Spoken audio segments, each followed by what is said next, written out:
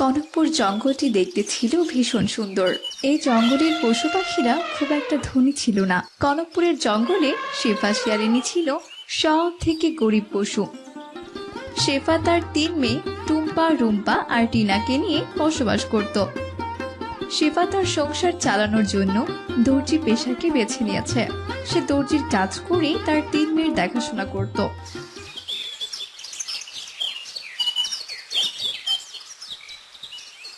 একদিন শেফা একটা সুন্দর জামা বানাচ্ছিল। তখন তার সব থেকে ছোট মেয়ে টিনা এসে বলল, মা, ও মা, এই সুন্দর জামাটা কার গো? জামাটা দেখে আমার কেমন যেন পড়তে ইচ্ছে করছে। বাহ, জামাটা কত সুন্দর, আর জামাটার উপরে কত সুন্দর নকশা করা। আহা টিনা, এত কথা বলিস না তো, আমাকে কাজ করতে দে। বিনতি কাকিমা আবার জামাটা নিতে এক্ষুনি চলে আসবে। আজ ওনার নাতনির জন্মদিন, আমাকে তাড়াতাড়ি বাকি কাজটুকু করতে হবে। মা, ও মা, জামাটা দেখে তো মনে হচ্ছে আমার শরীরে জামাটা হবে। আমাকে জামাটা একটু পরতে দেবে গো? আচ্ছা ঠিক আছে, এত করে যখন বলছিস তবে যা, জামাটা পরে আয়। তোকে তো আর ভালো ভালো জামা কাপড় পরাইতে পারি না, তবে হ্যাঁ, জামাই যেন কোনো দাগ না হয়, এই বলে দিলাম। আচ্ছা আচ্ছা, ঠিক আছে মা, ঠিক আছে।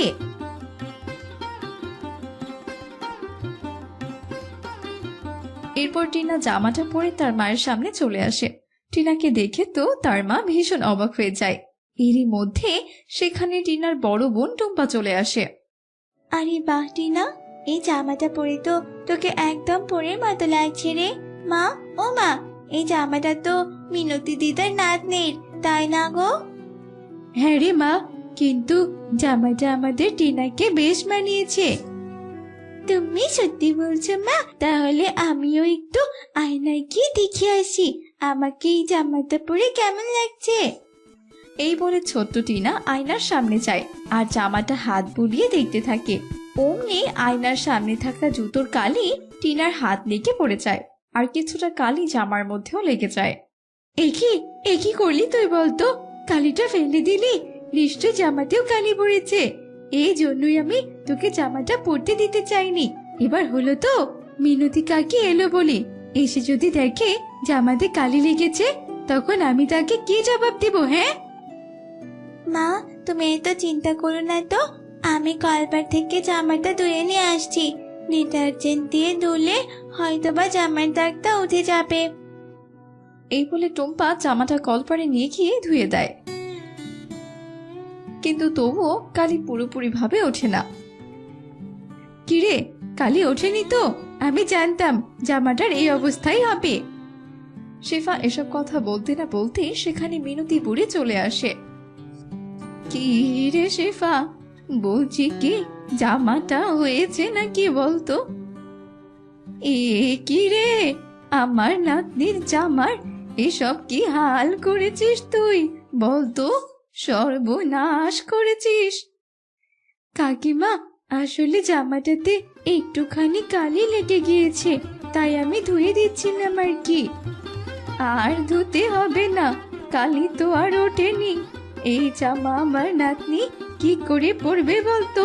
সে যাই হোক বাবু, এই জামাটা তুই রেখে দে আর আমাকে 500 টাকা দিয়ে দে। আমি আমার নাতনির জন্য দোকান থেকে ভালো জামা কিনে নেব। কিন্তু কাকিমা, এই কাপড়টার দাম তো 500 টাকা নয় গো। তাহলে তুমি আবার 500 টাকা জরিমানা কেন চাইছো? অত কিছু আমি বুঝি না বাপু। আমি যখন বলেছি 500 টাকা লাগবে, তবে ওটাই আমাকে দিতে হবে, নয়তো আমি সবাইকে বলে দেব যে তুই আমার নাতনির জামা নষ্ট করে দিয়েছিস।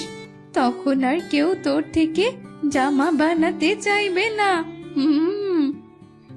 দিদা, তুমি কোনো চিন্তা করো না, তোমার টাকা মা দিয়ে দেবে। তবুও তুমি এসব কথা দয়া করে কাউকে বলো না। আজকের দিনটা একটু কষ্ট করো, কাল আমি তোমার সব টাকা দিয়ে দেব। আচ্ছা আচ্ছা, ঠিক আছে, সময় মতো টাকা দিয়ে আসিস। এই আমি চললাম। এসব কথা বলে মিনতি বুড়ি সেখান থেকে চলে যায়। আর টুম্পা বেরিয়ে পড়ে টাকার খোঁজে। সে হাঁটতে হাঁটতে বনে কাজ খুঁজতে থাকে। আমাকে যে করে হোক একটা কাজ খুঁজতে হবে, আর কাজ করে 500 টাকা জোগাড় করতে হবে। তা না হলে মায়ের সম্মান নষ্ট হবে, আর মা রেগে গিয়ে টিনাকে অনেক মারবে। আমি থাকতে আমার ছোট বোনকে মার খেতে হবে, তা আমি আবার কি করে হতে দিই?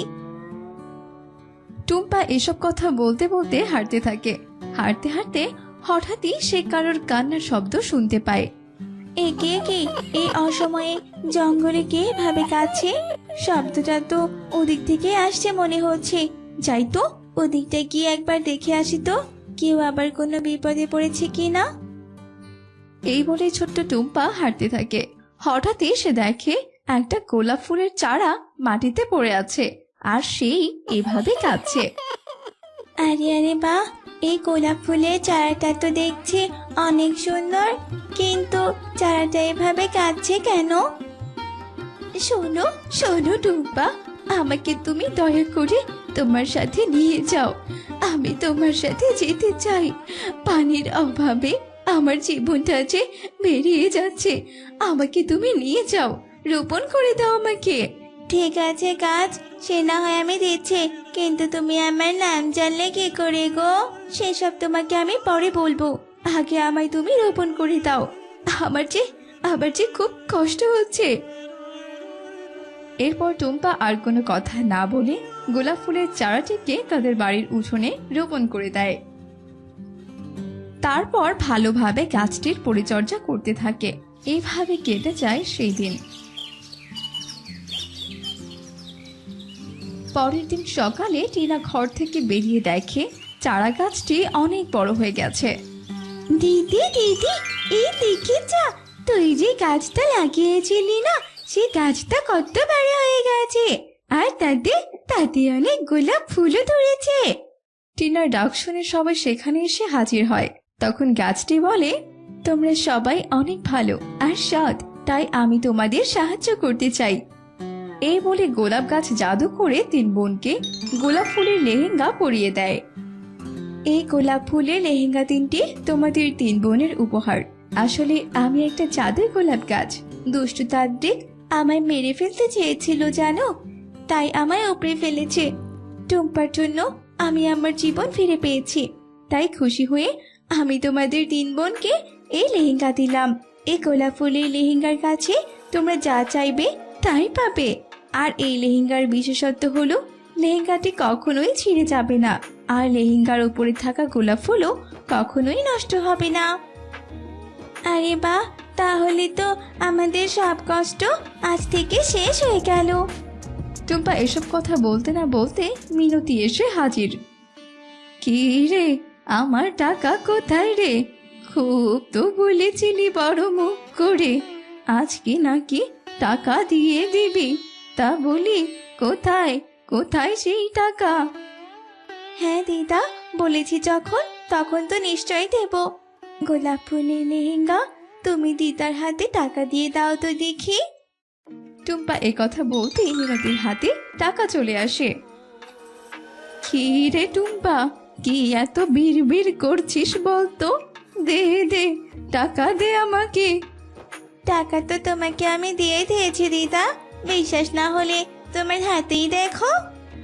আরে আরে, সত্যি তো, আমার হাতে দেখছি টাকা আছে, কিন্তু তুই আমাকে আবার কখন টাকা দিলি রে?